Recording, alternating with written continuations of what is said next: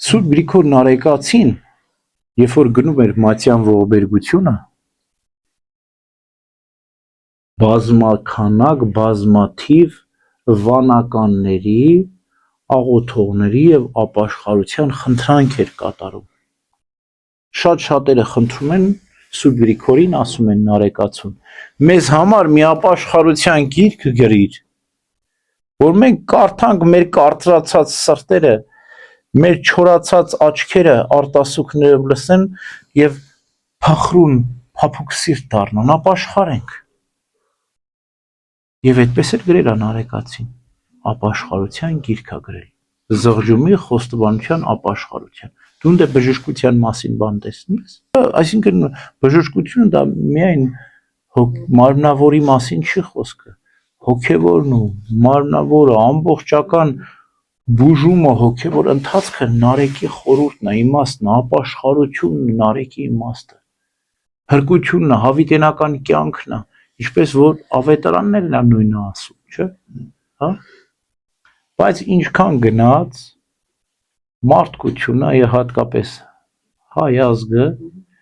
նյութական դարձավ, մարմնավոր դարձավ, իր համար շատ ավելի կարևոր է մարմնի բժշկությունը, քան հոգու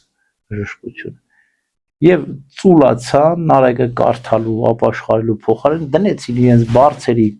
գլխի տակ, հույսով որ Աստված գիշեր իրենց կայցելերի կբժշկվեն, հիվանդների ապաշխարությունը, հոգու փրկությունը ավելի նվազ համարեցին, քան թե մարմնի բժշկություն։ Եվ այդպես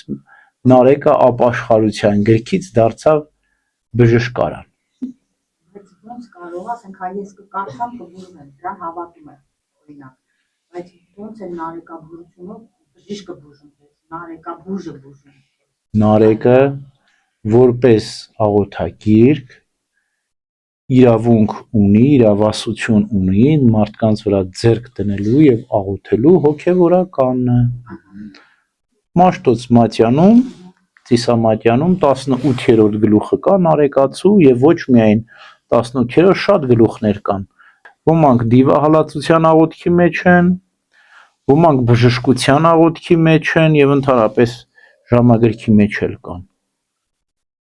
Նարեկացիով եւ ընդհանրապես ձեռք դնելու եւ աղոթք անելու իշխանություն ունի հոգեվորականը եւ վստահ եղեք, որ հոգեվորականից ավելի զորավոր աղոթք չի կարող որևէ մեկն անել։ Հարցը մարդը չի, հարցը իշխանությունն է, աստվածային իշխանությունը, որ օծյալ հոգեվորականին տրված է ձեռք դնելու եւ Նարեկ կարդալու եւ աղոթելու եւ բժշկություն անելու, բայց ի սկզբանե Նարեկացին դա ապաշխարության գիրքը, որը ընդգրկվել է շատ ուրիշ տեղերում։ Եվ կարևորը հոգու փրկությունն է, ինչպես ավետարանում մեր Տերն է ասում, հոգին է կենդանարար, մարմինը իրենով ոչինչ չի կարող անել։ Ամեն։